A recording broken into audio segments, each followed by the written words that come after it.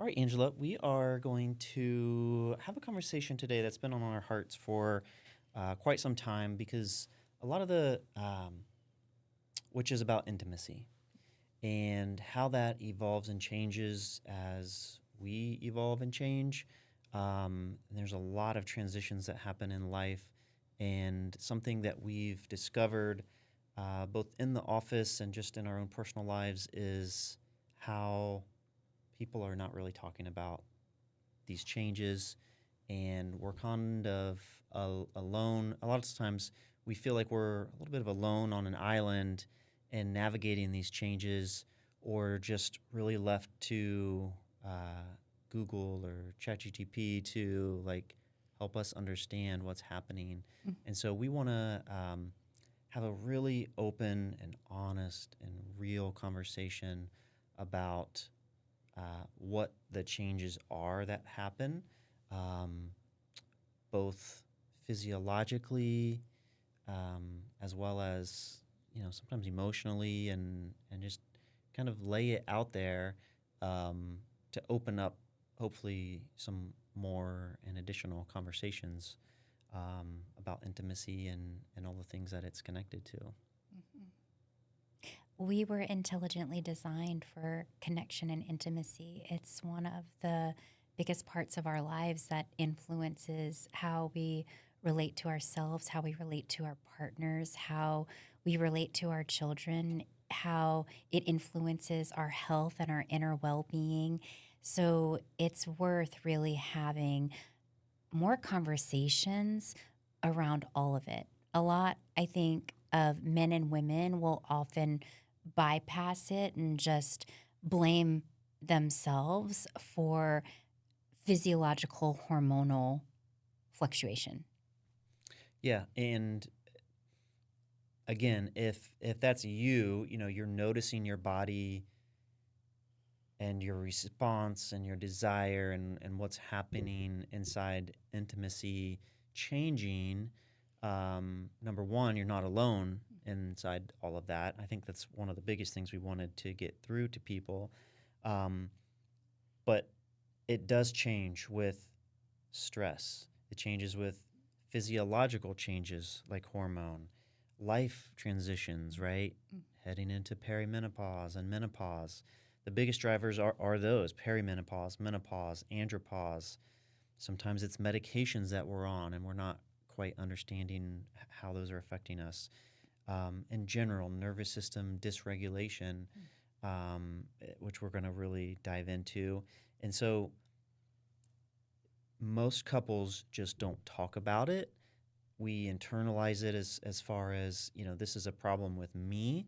And so the what we'll talk about then is how your partner might start to interpret that, right? And so, a classic example that we'll talk about later is, a woman's body will start to change, and maybe she's not getting to climax as quickly or as easily, or the desire is just not as there, and so the spouse or the partner inside that will start to interpret that as a lack of desire.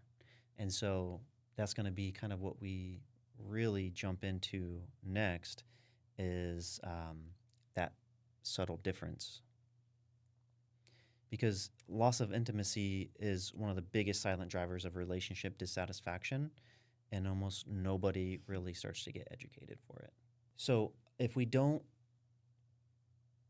differentiate between desire and function, then we start to address the wrong sort of issue and problem. And so to make sense of everything, that's probably the biggest distinction that we can make as we're going through this, is there's a huge, huge difference between desire and function, because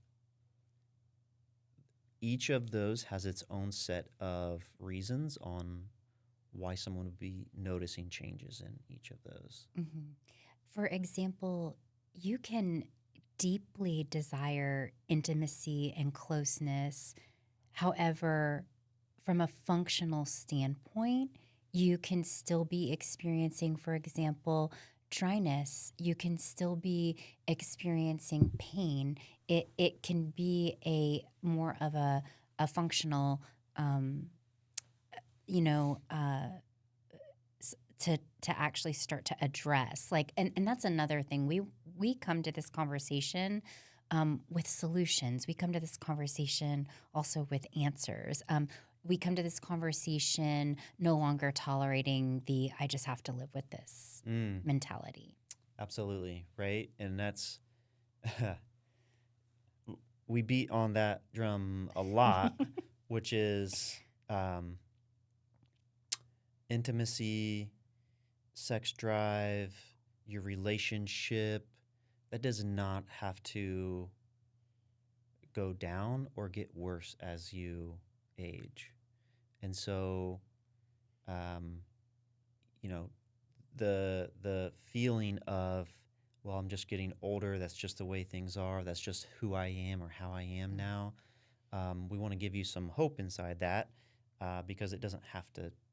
It doesn't have to be that way. That's right. Yeah. And so, looking at desire and function, um, when we talk about desire, we are talking about things that will affect more physiologically, so not structurally. So, physiologically, what we're referring to are hormone changes, psychology, how safe you feel, um, how much stress you're carrying and the stress load and burden, and overall energy wise, what's happening. And so throughout life, like all of those things start to change, and sometimes all of them are messed up at the same time, right? Right. And certain ones will drive others to more degrees, right? Like so, when you're younger, and let's say you just had kids, like a lot of these things are all changing really quickly, Yes. right? Like pre-pregnancy to post-pregnancy, energy levels have shifted, hormones have shifted, stress has shifted. Yes. Like all of those are a big life change. We also see that with other life changes, right? Like job changes, Moving, moving, just general overall stress, caregiving of parents. caregiving of parents. We talk about then, again, the perimenopause and andropause and So menopause. you've got psychological changes and physiological changes compounded. Right. And so with desire, we talk about that being more kind of the accelerator or the brake. I love how they describe this, that there are two neural systems inside of desire, right? And one is the accelerator, and the other one is the brake system. So, go ahead and explain that accelerator. So the accelerator is really describing um, it. You meet moving from autopilot to anticipation. Mm-hmm. So this leads to an increase in dopamine, which then leads to desire. Right. And inside of that accelerator, we're talking about emotional and physical safety is an accelerator. Touch is an accelerator. Relaxation is an accelerator. And then the novelty that you're talking about is getting our system out of autopilot, where it's the same time, the same place, the same action, the same of everything. And inside that, just like what you were saying, there is no room for a dopamine uptake until we start to consider that novelty. And I can expand on that a little bit more, because that would mean that once we're feeling emotionally and physically safe, and we have relaxation, and we know time and privacy is on our side, right? And we can really relax into each other. That's really what the accelerator is, right? And that accelerator does actually create a lot more desire. So the novelty inside of that would be even just changing the lighting or changing the time or changing the place or music. It's just subtle changes that help us with anticipation. Mm. And then the breaks are things that would start to curb desire. So, which it basically increases cortisol, which is the stress, and and that reduces dopamine. So dopamine's the happy drug, right? Yes. So we want more dopamine. Um, and so the breaks are going to be things like, um, work stress, Mm-hmm. life stress, Mm-hmm. um, being tired. Mm-hmm. Um, and so sometimes it's not just we need to create more of the accelerator. Sometimes we need to take our foot off the brake. That's so good. And some of those other ones inside of the break is fear of judgment and performance pressure. And I think that's important to touch on too. Yeah. And sometimes when we think of desire, we automatically assume that should be something that is happening right now, right? Like I should be able to turn that on in a moment. And so while that is a lot more common in men, it's also common in younger men, right? So the classic example is, right, you're sitting in math class and like you look across the room and you see your girlfriend or someone who's really attractive, like uh, physiologically things can happen really, really quickly, right? Um, the problem, not problem, but the difference is most of the time women are not as geared that way. It takes a lot longer for women to get to that desire. But for men, that spontaneous desire starts to change into More responsive desire. More responsive desire. Which is what a lot of women, most women experience responsive desire too.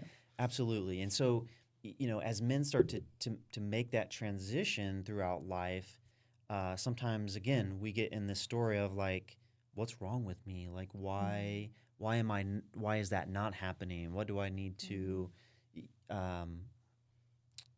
what's happening inside of me, masculinity wise, like all these other stories that can start to develop when it's a natural, healthy progression. And women should hear that. It's a natural, healthy progression. And also it is natural and healthy for spontaneous desire to occur, right?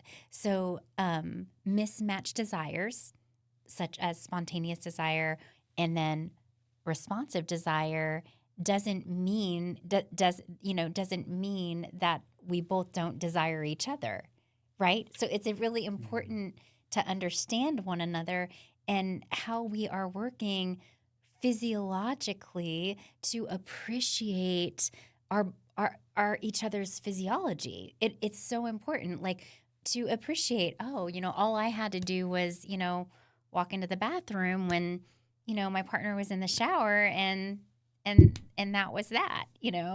Instead of some women moaning and complaining and grumbling about that thing, right? Right. Like, yeah, and the opposite is, there's so many layers and dynamics to this because, if a woman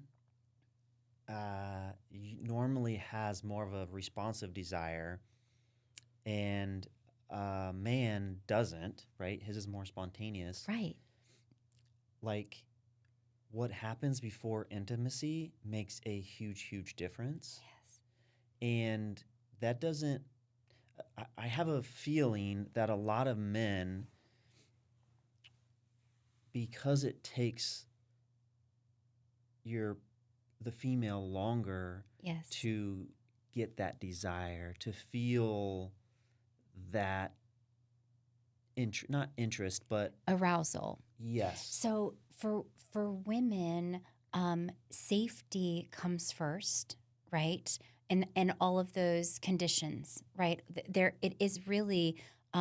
There are several conditions in which the body, the female physiology needs in order for desire to be turned on. So what happens is it's actually safety, arousal, and then the desire comes.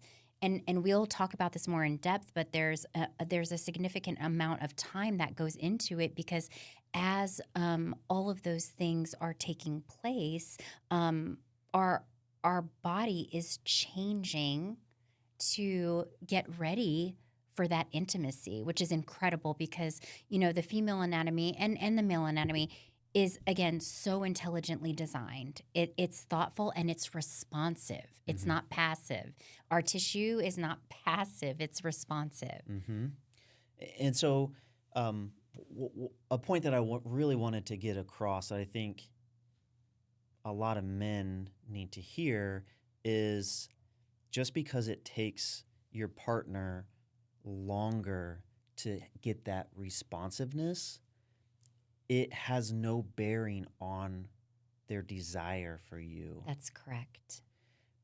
And I think a lot of times men have a hard time understanding because our bodies respond like that if someone else's doesn't, then they're not into it as much as we are, or they don't desire it as much as we do. Mm-hmm. And so that conversation should absolutely be had because men need to hear that and women need to understand the same thing. There's not a problem that it's taking you longer Oh, to get that responsiveness. that's right. That's completely normal and natural and healthy. That's right. And we can support that progression in a healthy way so that can continue to happen Mm-hmm. throughout these transitions and changes and kind of I won't say problems, but it's things that are affecting these hormones and That's right. Mm-hmm. now when we get to function, this is actually more of the anatomical side of things. With function, we're talking about blood flow, Mm-hmm. we're talking about pelvic floor health, we're talking about the actual anatomy of all of this, dryness. Some of that's hormones, but some of it is the actual tissue integrity that leads to pain during intercourse. Dryness, loss of sensation, nerve endings, right? Like all of those changes happen with menopause and perimenopause and stress and some of these changes. And catching those things early makes a really significant difference, which we'll get into as we start to talk about these hormones. So to kind of recap this part, desire is really the physiological, the hormonal, the safety, the stress, the environmental and kind of setting the stage. Yes. And then the function side of it is how well is my anatomy and my blood flow and some of those tissues actually responding? Because depending on where somebody is having issues if we start to address a function problem, like let's say,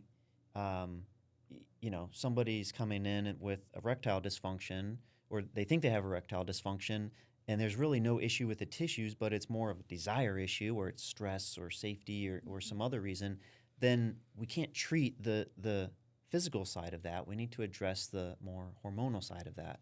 And so those are conversations that we have in the office is, which side of this are we seeing most changes with? And so a question for you, if you're listening to this, is what feels more true for you?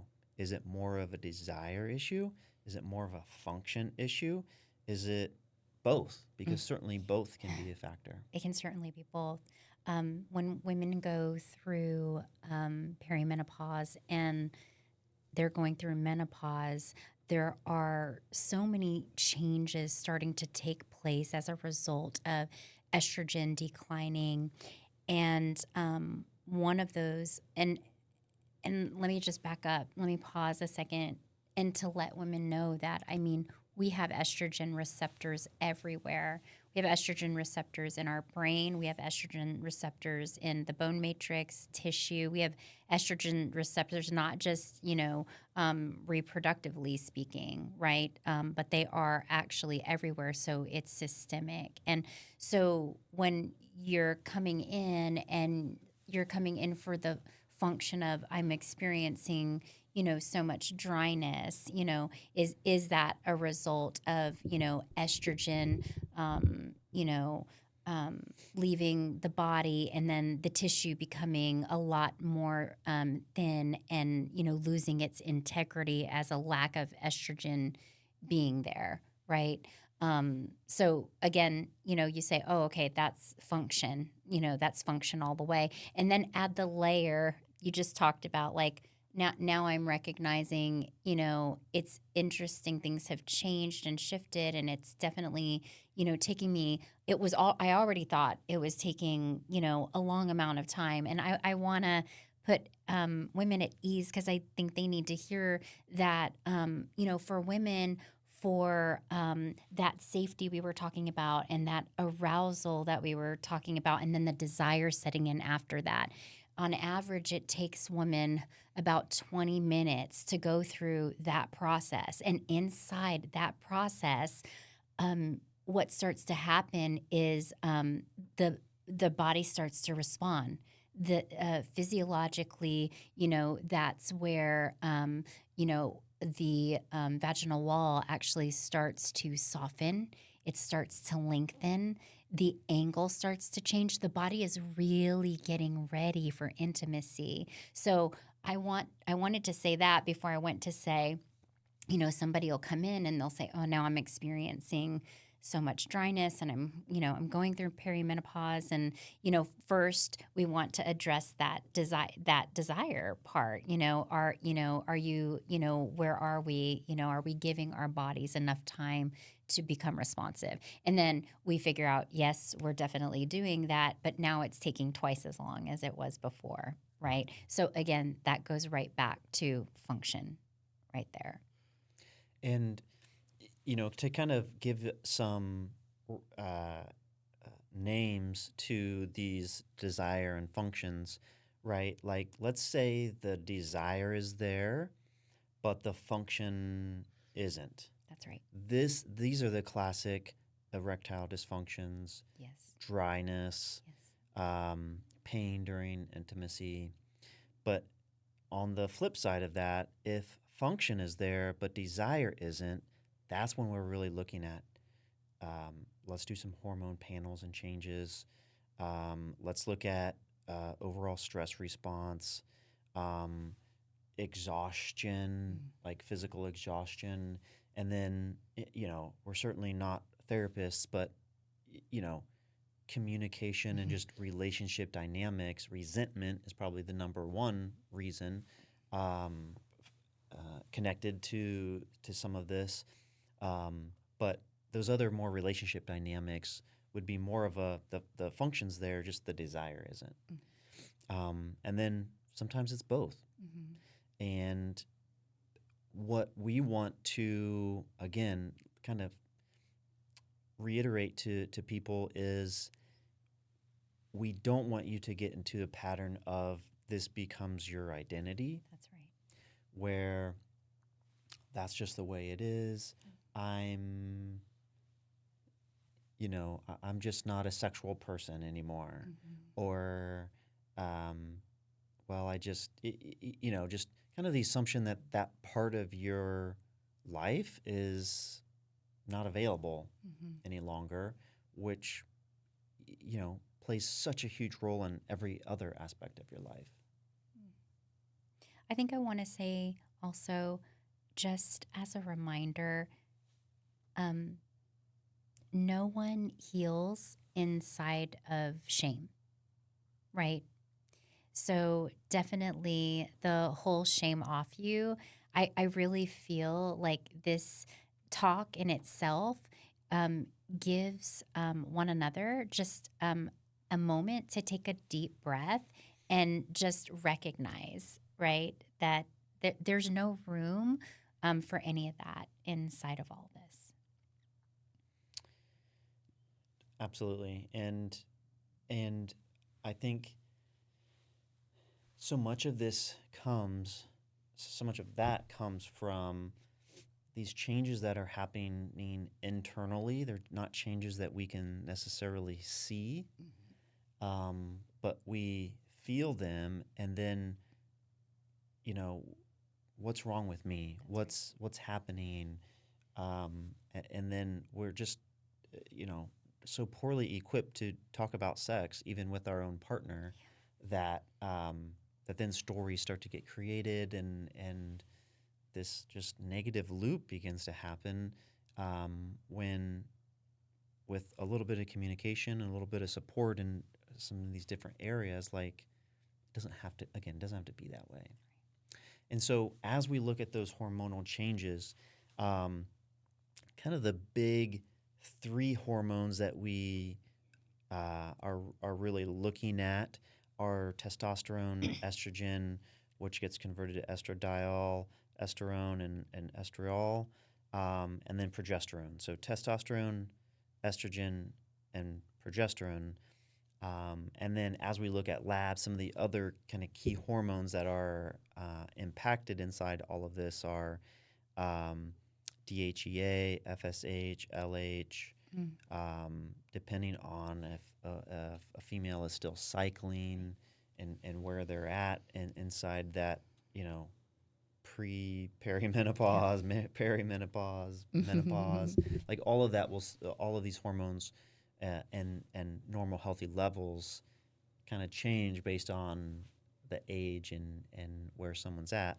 But when we look at testosterone, that's really for both men and women. It's that's what feeds a lot of that desire aspect. That's when we look at increasing sensitivity during intimacy. Is also huge confidence and motivation drivers. And I think that's for especially men. It's not like testosterone isn't just about sex, it's also about drive, right? That's why they Right. call it sex drive. Right. Is testosterone is really the main driver and what gives you, especially males, motivation. And then when we look at women, the effects that estrogen has on the body is just mind blowing. Mind blowing. Estrogen supports vaginal thickness, collagen, blood flow, nerve density, and elasticity. Um, so, like we had said before, your vagina is responsive and adaptive and intelligent. And it does blow my mind because the things that we have seen in the office and experienced is once we start to lose that estrogen, our tissue around the vagina can become extremely irritable because it can start to thin out. So there can be a lot of irritation that starts to take place where that never did happen before. Also, the urethra. I mean, that tissue can actually start to thin out also. So women then become more prone to UTIs during menopause, which adds a whole nother layer of feeling less confidence inside, intimacy because, in the back of your mind, you're thinking there's all these changes taking place and there's a high probability I'm getting a UTI tomorrow morning. And it really is, so interesting to know that all of these things can really be supported.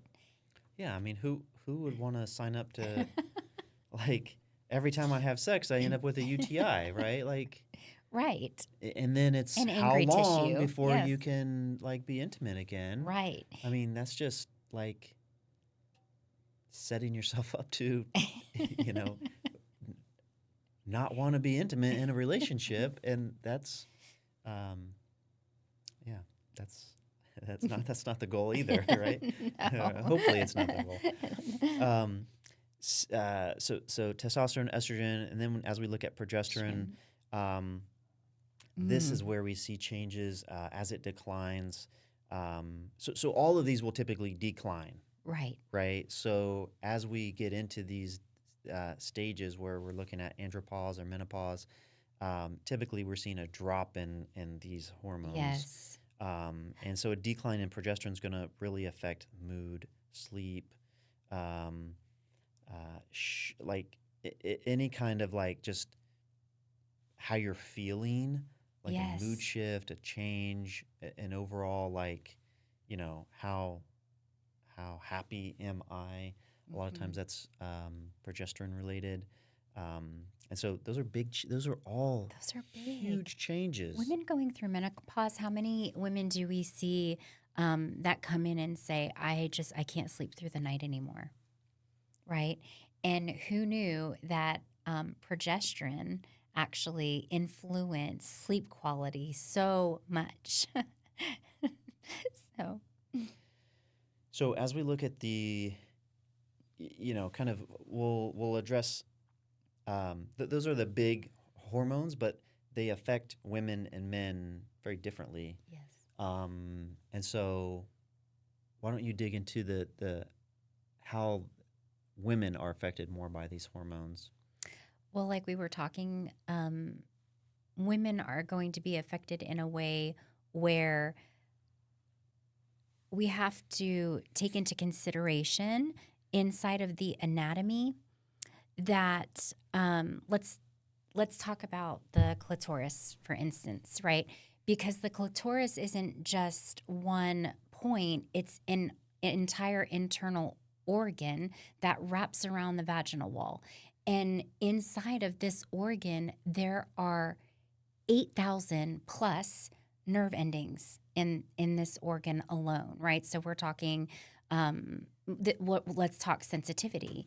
And what happens is as estrogen declines and progesterone fluctuates, that starts to flatten out a lot of those nerve endings. So then it is, that prolonged timing that it takes to get there, because honestly we have become less sensitive to some degree. So being able to support and take care of those nerve endings is huge, along with supporting the tissue itself, right? The like I said, the vaginal thickness and the collagen there for women also. But that that alone to me was so mind blowing to understand how that all worked. It also it's quite relieving actually when you think about it, but it it's crazy. So now as we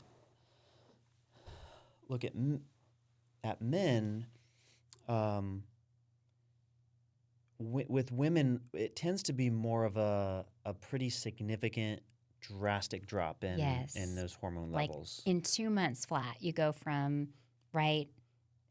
You've cycled, maybe if you've missed a couple of periods, but all of a sudden now hot flashes are coming on hot and heavy, and you can't sleep through the night, and you're having UTIs. I mean, it can be all within a 2 month window. Yep. With men, that change in hormone levels tends to be more gradual, and so it's which also means it's a little bit harder for us to detect because we're really good at justifying everything. And so normally, we refer to it more as a dimming, right? Like the motivation's just not there. A little bit of loss of strength in the gym, right? We start to notice like the fat distribution, which we'll talk about later, begins to shift just a little bit. That is such a slow, gradual process. Like one day you wake up and you have a dad bod, and you're like, "What the heck just happened?" And it's like, okay, that's a decrease in testosterone over a longer, slower period of time, and again, a lot of men, like you look at stress levels, you look at, not sleeping well, you look at just life dynamics. It's really easy to to blame some of those changes on other factors, when it's actually hormone changes that are probably the biggest driver inside all of that, and then probably leading to other secondary, kind of compensation, right? Like I'm really tired, so I'm making bad choices, and that leads to fat distribution in other areas, and I'm not going to the gym as much. And so all of this is like a negative feedback loop, which started as, a slight decrease in testosterone over time. So as we look at that, the desire side of that, like I said, most of that's going to be stress response, relationship dynamics, and overall hormone changes. The more functional side of that really comes down to an area that almost no one talks about, which is the pelvic floor. And so this is the system that quietly affects arousal, sensation, orgasm quality, blood flow, confidence. It literally, like every aspect of intimacy, the pelvic floor has a role and a function inside of that. And so most people think of the pelvic floor as like, okay, I'm doing a Kegel, and so that's my pelvic floor. But in all honesty, the pelvic floor is over 20 muscles that all overlap and coordinate and are supposed to work together. And so its primary functions are to support the pelvic organs, but biggest factor as it relates to intimacy is regulating blood flow and also nerve signaling. Like those three things, like muscle contraction and being able to relax, blood flow, and nerve sensitivity, like that's everything that has to do with sex and intimacy. And so the pelvic floor plays such a huge, huge role inside all of that. And so dysfunctions of the pelvic floor oftentimes lead to changes in intimacy that don't get addressed because we don't look at the pelvic floor. That's right. And I want to just touch on that when estrogen starts to decline, it automatically weakens the entire pelvic floor. Actually, anytime a woman goes through any hormonal fluctuation, it actually it weakens the pelvic floor. So think, pregnancy and and we see a lot of women for our which we'll talk about here in a minute, the Emsella chair, which strengthens the pelvic floor postpartum, and yes, some of that is those tissues are just stretched out and because of having a baby, but the other part of it is hormonal changes. That's right. Yeah, absolutely. And so again, the kind of men's pelvic floor, women's pelvic floor, very different pelvic floors. When we talk about the men, it's going to probably have the biggest role in erectile stability, endurance, so how long it takes a man to climax, the strength of ejaculation and overall sensitivity, like all of that is impacted by blood flow and overall quality of the pelvic floor. And I think a lot of men don't realize this until they begin to, like, a classic example is right prostate, right? Like we'll see a lot of men like post prostate cancer or prostate surgeries, Yes. and their pelvic floor, because of the treatments or because of surgery, becomes very weak. And so now they may also be experiencing incontinence issues, but man, they're noticing a huge difference in sexual function and kind of all of that as a result of just a change in their pelvic floor. And so because that'll very clearly explain like weak coordination. If you're not getting all of the muscles of the pelvic floor to be able to contract together, right? Like if we do a Kegel, we kind of assume that I'm contracting my pelvic floor, but honestly, you're only getting like a couple of those muscles to contract if you're getting any muscles to contract. And so the difference between getting your entire pelvic floor to contract and just 2 or 3 of those 20 muscles is hugely different in your experience and intimacy.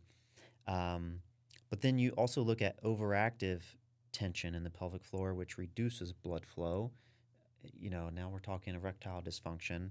And then early or poor neuromuscular timing.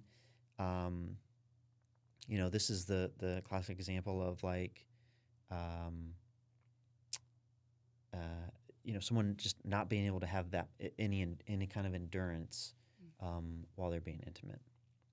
And so a lot of performance issues for men are not about hormones or desire. They're about how well your pelvic floor can coordinate muscle contractions and how well those nerves are signaling.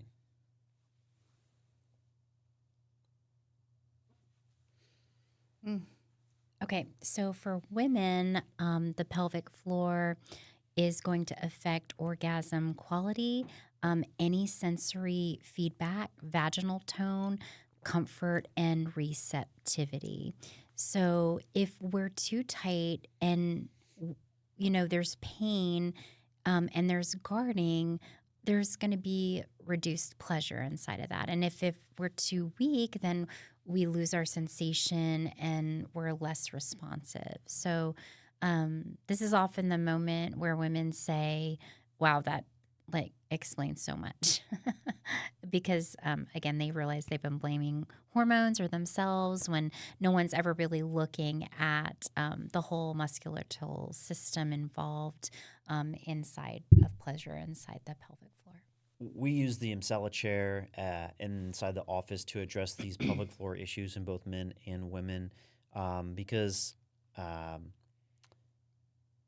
again, Kegels are, probably the number one prescribed exercise for pelvic floor therapy, but it's almost impossible to get the coordinated effort of all of your pelvic floor muscles to be able to contract together. It's been measured that if we are doing them correctly, that a woman can only get a 30% contraction, right? Out of 100%, we only have the ability, like you said, if we are recruiting 1 or 2 of them, we only have the ability to recruit 1 or 2 at a 30% contraction.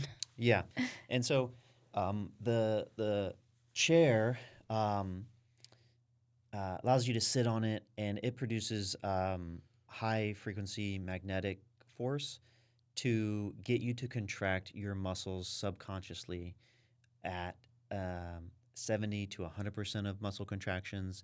It's coordinating all of the muscles of your pelvic floor together instead of just a couple of them.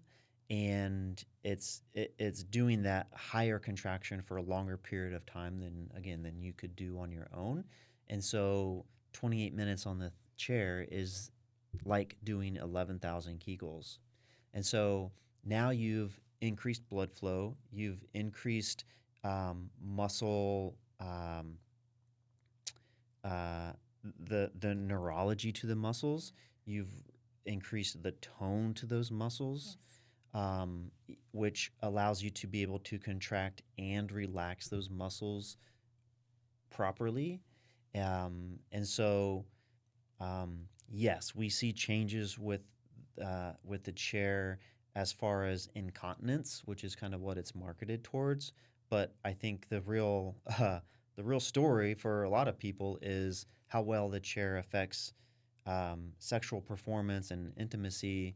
Because you know, we've had women come back and say, you know, dryness. That's right. That's been completely taken care of, and I failed to mention that before. But that's another huge factor is that that's also that blood flow is what allows for that lubrication to take place.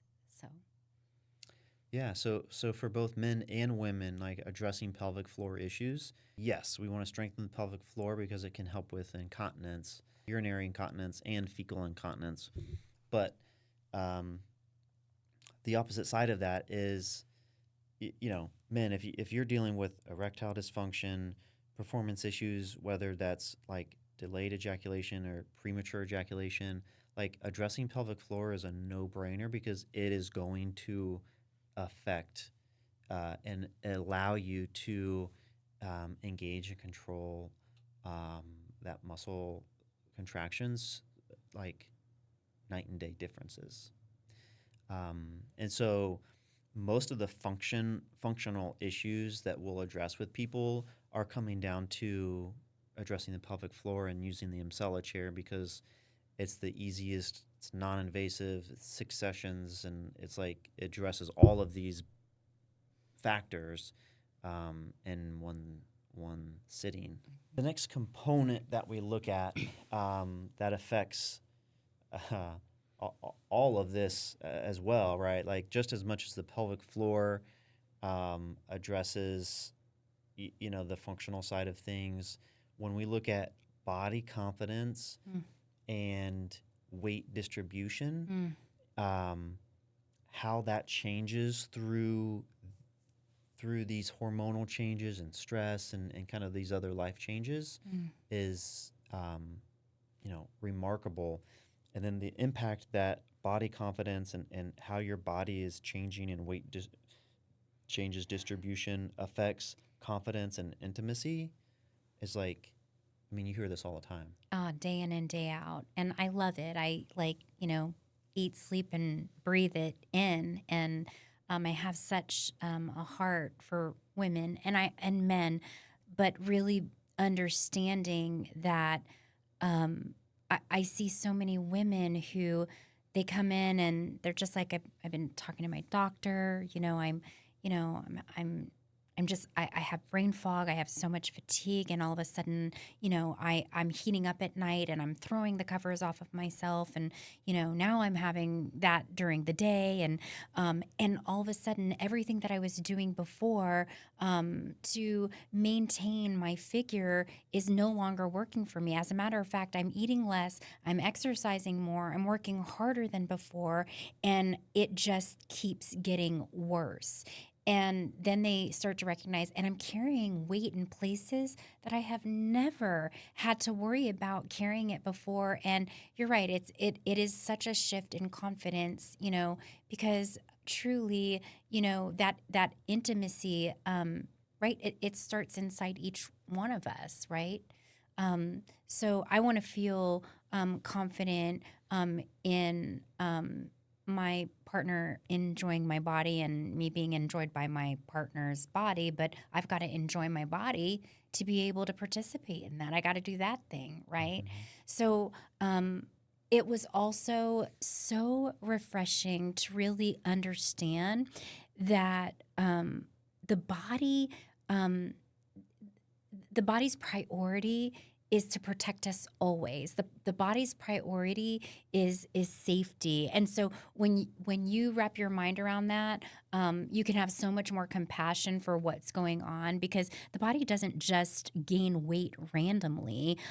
When women and when estrogen declines, it redistributes itself, because as estrogen begins to decline, storage often shifts, and what's happening is the body is using the ovaries that were once producing all of your estrogen. The ovaries were producing all the estrogen. When it doesn't produce when your ovaries don't produce estrogen anymore, the body has a whole entire backup system. And the backup system is actually your fat cells, because the body believes that it can actually pull estrogen from fat cells if needed. So what happens is it just starts to shuttle everything it can into the fat cells and then just hold it there for reasons of safety. Another crazy thing that starts to happen is that your adrenals are also taking over for what your ovaries once did, which is putting a lot of stress on those glands, right? They're two little glands that sit above your kidneys, and they're responsible for all of your those stimulating hormones, adrenaline and cortisol and epinephrine and norepinephrine. And so, they're overworking. And when there's an elevation in adrenaline and cortisol and epinephrine and norepinephrine, it loops in insulin, and insulin's a storage hormone. So not only is our body using our fat cells as a backup system, we're also running this cortisol, adrenaline, insulin loop that's also causing us to gain more weight. And I love having this conversation with women, because I tell them all the time, this is not on you.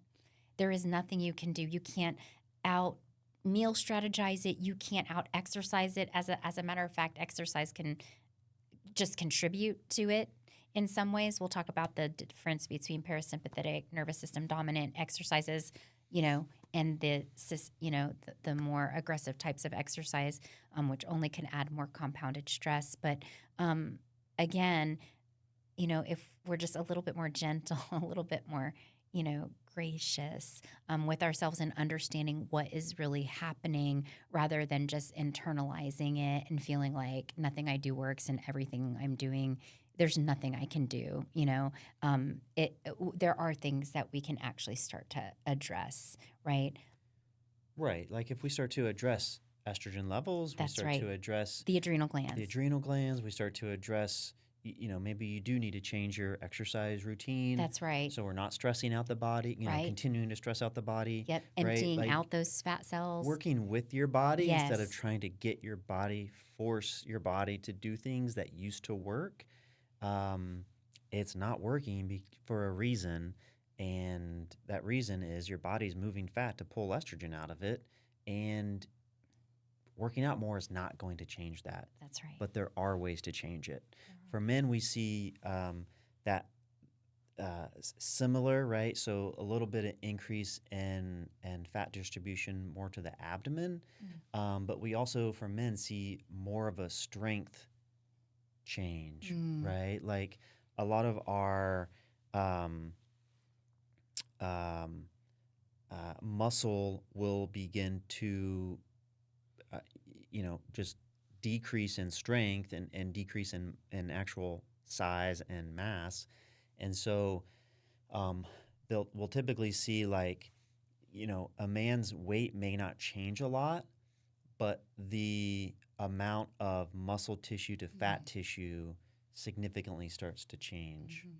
And so, that also makes a huge difference for, setting ourselves up for healthy life, down the road.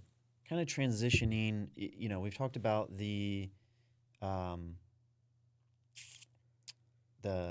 desire component and how and what hormone changes are factored into that.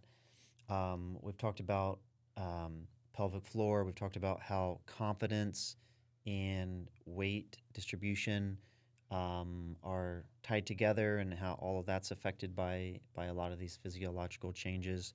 And so confidence, that change in how we see ourselves, right? Like if we are able to get more comfortable in our bodies again and feel more at home in our bodies, then our confidence goes a lot higher. And that confidence definitely leads to increased pleasure. Absolutely, yes. And since you said pleasure, let's talk about that pleasure. On average, healthy women will have an orgasm 65% of the time that they're intimate. Um, but when we start to throw in those changes, and that's, by the way, that's after that 21 minutes that I had spoken about before. So women are able to achieve orgasm 65% of the time once they go through those arousal steps, right? That 21 minutes of arousal. But when you throw in those changes of dryness and lubrication, blood flow, sensitivity, nervous system safety, and confidence issue, that number goes down significantly. It takes longer, it feels less intense, and it's just harder to access. So the female orgasm is neurologically driven. It's not penetration driven. So female pleasure is layered and it's not linear, which I'm sure you will want to say something about that as far as, I mean, that sentence right there, that it's not penetration driven. Yeah. I think that there's so some of the things that we've unpacked today should open up a lot of conversations between men and women, right? Like, number one, if it takes a woman on average 20 minutes to get through the stimulation phases, and if we can work through those stages together, there's a 90% chance that she's going to have an orgasm. Yes. That we should be able to pleasure our women through penetration. And most of the time, that is not going to happen. And it has absolutely nothing to do with you as a man, as a male.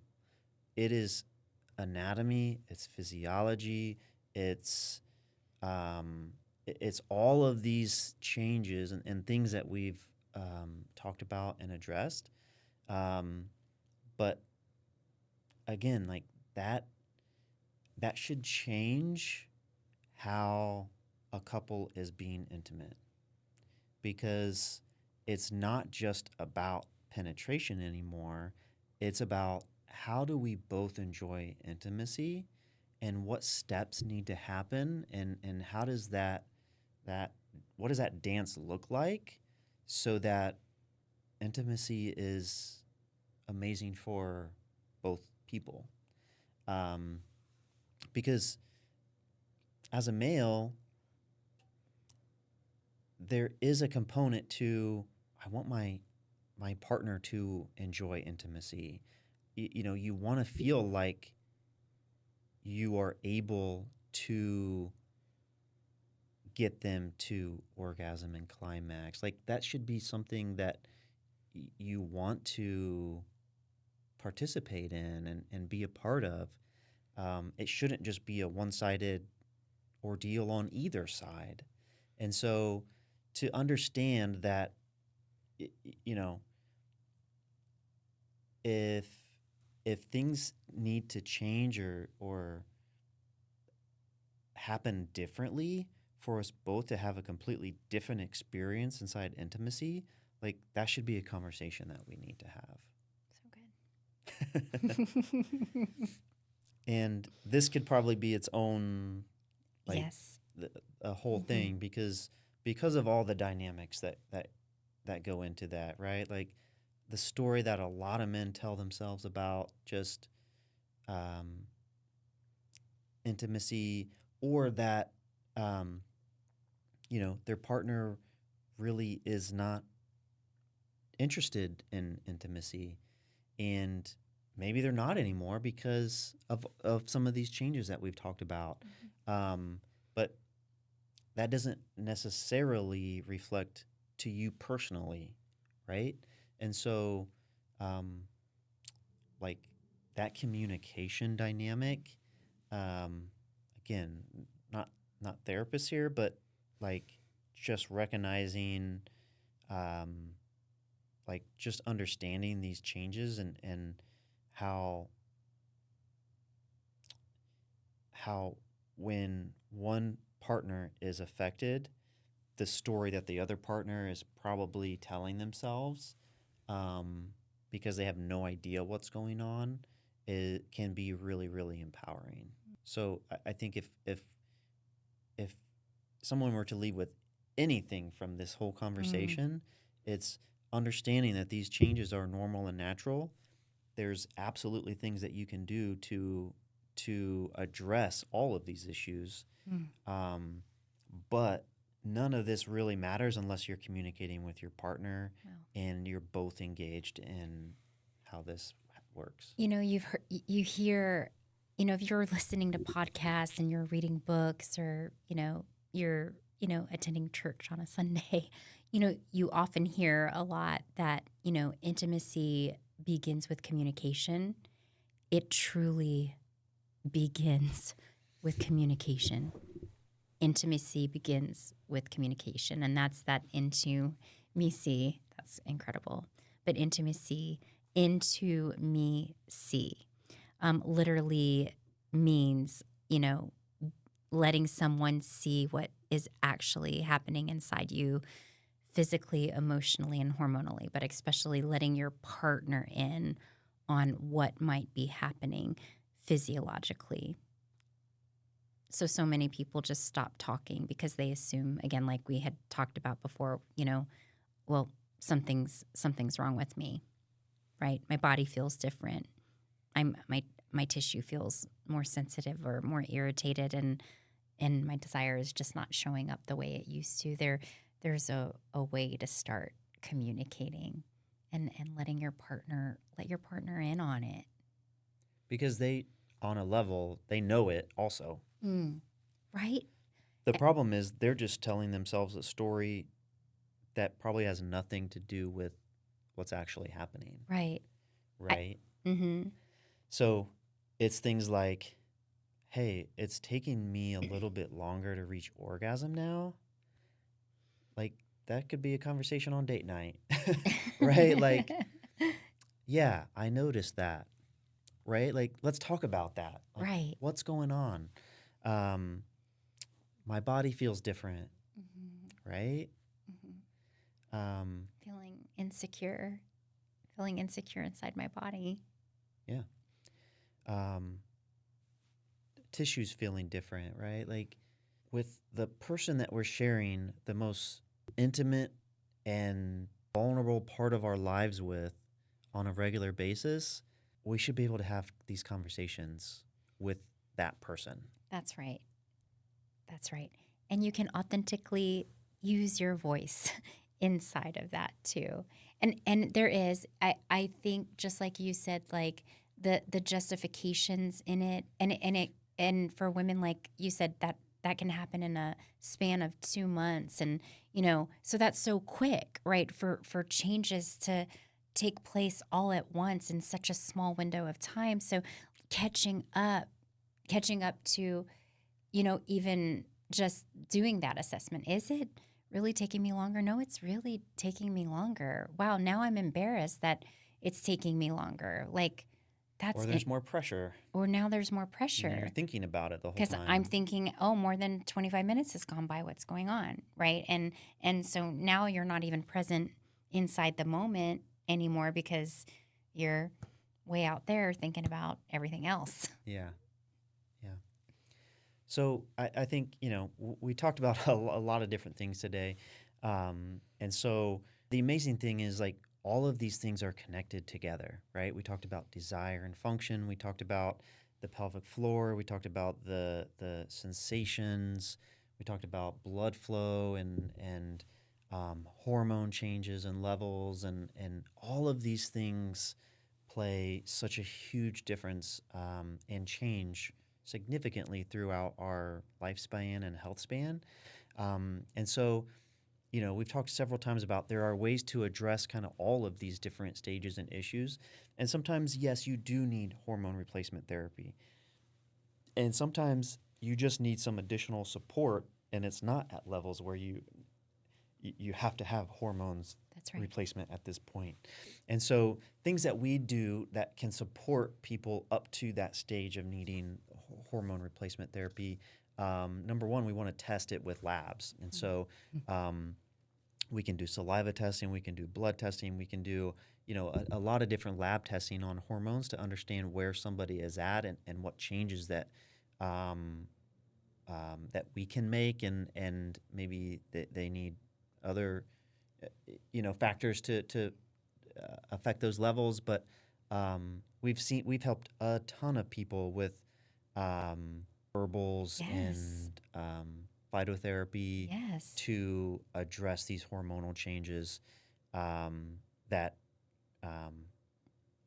there's a lot of options available. Absolutely. It does not have to be a jump from 0 to hormone replacement. That's right. There's some middle ground inside that. I think women in general too. I mean, there's just like a lot of fear-based language and communication, and I know that's for a whole nother podcast. But women are trepidatious. Like we've gotten a lot of messaging that hormones are hormone replacement therapy means uterine cancer, or it means breast cancer, or it means study after study. There's a lot of conversation to be had about that, but phytotherapy can help significantly. So if you're dealing with hot flashes, or you're dealing with a lack of desire, or you're dealing, with dryness or even joint pain.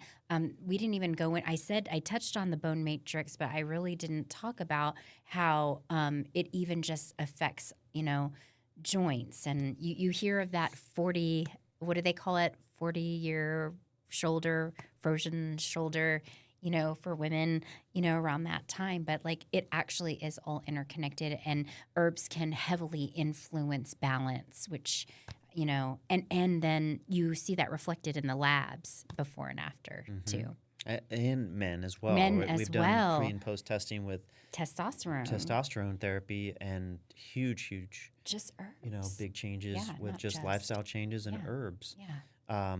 And that's so labs is one part of that, but then also kind of that personalized nutrition, where we are looking at a protocol for understanding where you're at and how we can make these physiological changes to improve desire, to improve blood flow, to increase and affect all these aspects of intimacy.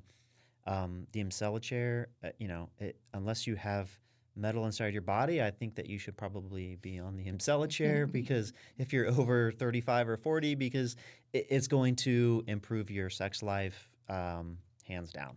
Both men and women, you're going to notice improvements and changes with that. And then on the body contouring side, the confidence side, the fat and weight distribution side of things, like we have an amazing program with red light therapy and some of our other personalized nutrition alongside that, where we're seeing 20 to 30 pounds lost and changed in 8 to 12 weeks, which significantly changes people's confidence levels.